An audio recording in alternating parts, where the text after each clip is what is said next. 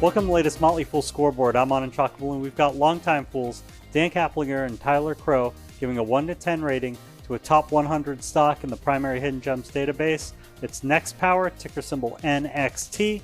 Rate the strength of NextPower's business first, including factors like industry and competition. 10 is invincible, a 1 is hopeless. Dan's at an 8, Tyler, 7.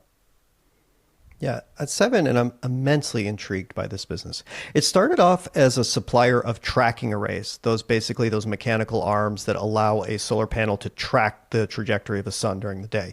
But the business itself has morphed into a solar component roll-up company since going public in 2023. And that time frame that we've had this past 3 years has been truly a great time to be a roll-up specialist, because valuations in anything solar has kind of been in the toilet for the past couple of years. Same time, growth via acquisition requires exceptional integration and execution skills, and that is way too early to call and not yet proven. Yeah, I like how NextPower has seen the idea where it's taken a mature business, it's got a leading market share in solar tracking technology, and it said, you know what, that's not enough. We need to expand. We need to look at higher growth areas to try to cross-sell, to try to expand the scope of the business. It's good to see that expansion generating some early signs of new interest and potential re-acceleration of revenue growth going forward, and that's why I give it an 8. For management, a 10 is Warren Buffett, a 1 is Homer Simpson. Dan's at an 8. Tyler, you're at a 6. Yeah. So my concern here, more than anything else, is that management's North Star for every target that's been put in front of them for the board is for growth without much in the form of rates of return. And the adjustments that they put on things like EBITDA and earnings per share are so generous. I'm not even really sure what they're measuring. So I think if this roll-up strategy blows up, I think there's something in this weird compensation package that's going to be part of that. That's fair, I think. I also want, though, to give Dan Shugar some credit for being willing to kind of pivot from what has been an entirely successful business. The whole tracker technology has done really well, but recognizing the need not to just kind of rest on those laurels and instead to take some risks to try to come up with a more sustainable long-term growth trajectory. That takes some courage, and I gave Shugar an extra couple of points for that. Financials, a 10 is a fortress, a 1 is yikes. Both of you have 8s. Tyler.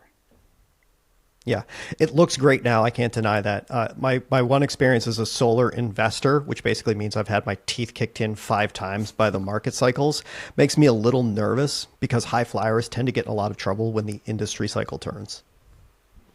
Yeah, I like the big gains in sales that we've seen. I like the big increase in profit margin. That's helped to accelerate earnings growth even more quickly than top line growth. Like the cash flow. I like especially the capital allocation decisions that they've made to accumulate cash, pay down debt, get the balance sheet in good condition, which is especially important for a company that has done so many acquisitions. It's easy to lose discipline on the balance sheet when you do that. NextPower has not lost that discipline. That's going to be an important, very important thing working for them in the years to come, I think. All right, let's move on to valuation. Dan, how well will NextPower stock do over the next 5 years, and how safe is it?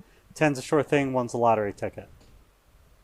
So I gave it 5-year returns of 5 to 10% with a safety score of 7. I think this would be one of those few stocks where I would go higher than 5 to 10% were it not for the fact that the stock has just been doing gangbusters lately.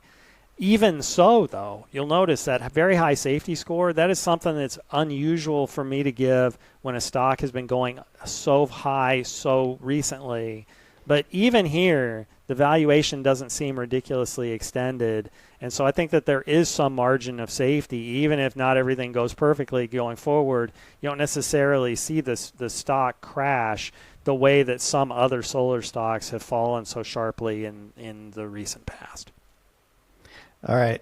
I'm going in a completely different direction here from what I've been saying already, but 15 plus, safety score of 8. I voiced my concerns about the company. There's some things that aren't perfect, but I want to go on the record saying that I think solar is going to go through a gobsmacking amount of growth over the next couple of years. solar power and natural gas are pretty much the only way to add electrons to the system right now in terms of orders. And orders for gas turbines are like already booked out way past 2029 for all this like AI infrastructure and power for everywhere else around the world.